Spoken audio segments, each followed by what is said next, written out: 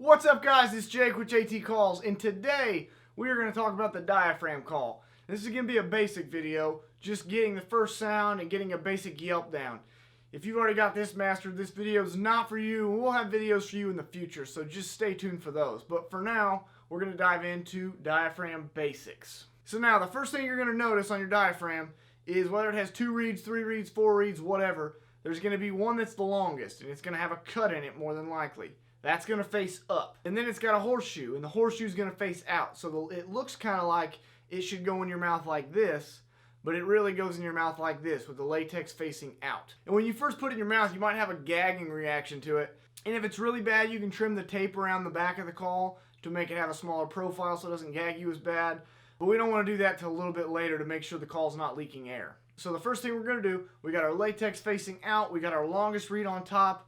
We're going to place it kind of in the middle of our tongue and push it to the roof of our mouth. And this tape on the back here is going to make a seal with the roof of your mouth. So when you blow air over it, the air goes on the underneath side, it doesn't go over.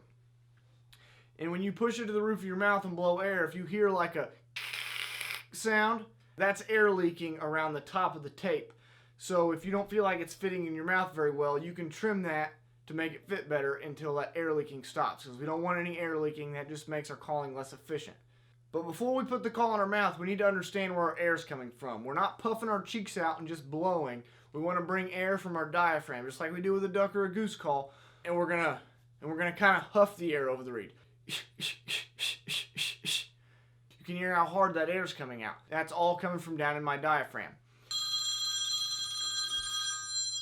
Hello. Do not hang up. It's not a sales call. Are you suffering from a chronic pain in your back or your knees? You get sick of these calls like I do? Without having to visit a doctor? I don't have back pain and I don't need a doctor.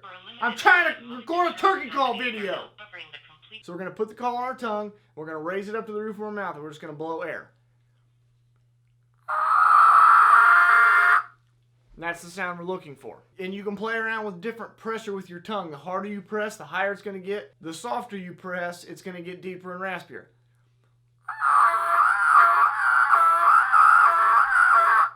And getting those two different pitches, that's going to be important with our yelp, because our yelp has a front end and a back end, a high-pitched end and a low end. But the first thing we want to do is get the front end of our yelp, the higher pitch.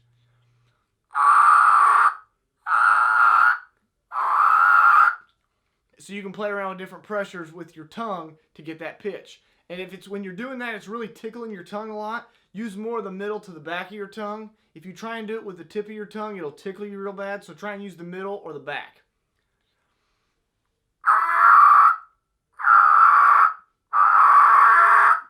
And so once you got the front end of the yelp, we're going to drop our jaw and our tongue to give us the back end of the yelp. And I'm not going to drop my tongue off the call because we still need to be pressing it against the roof of our mouth, but I'm going to decrease the amount of tension on the reeds so I get that deeper back end of the yelp.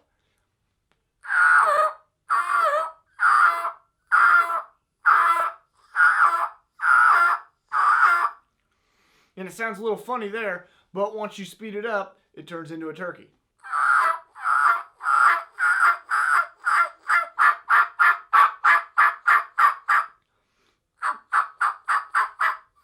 And you really got to make sure you're using your diaphragm and you're not blowing air into it. We got to keep our cheeks tight, and for every note, I can feel my stomach tensing up. You really got to force that air from deep. So now I know it's really hard to grasp at the beginning. It took me a long time to really get the hang of it, but it's 100% worth getting it figured out. Being hands-free in the turkey woods is, it puts you at such a big advantage over using a box call or a pot call or something. If I got a bird at 40 yards behind some bushes, and I need to get him another 10 yards, I can be there with my face mask on and a diaphragm in my mouth and have my gun aimed at him and be completely motionless. So really getting this thing figured out and mastered will increase your chances tenfold. And so that's going to be it for this video, guys. If you enjoyed it or it helped you, please consider liking and subscribing. We're going to have a ton more turkey videos coming out this spring. I know it's only the end of January, but I'm already super pumped for turkey season. We're going to have an awesome spring, and there's going to be a ton of videos coming, so make sure you don't miss any of them.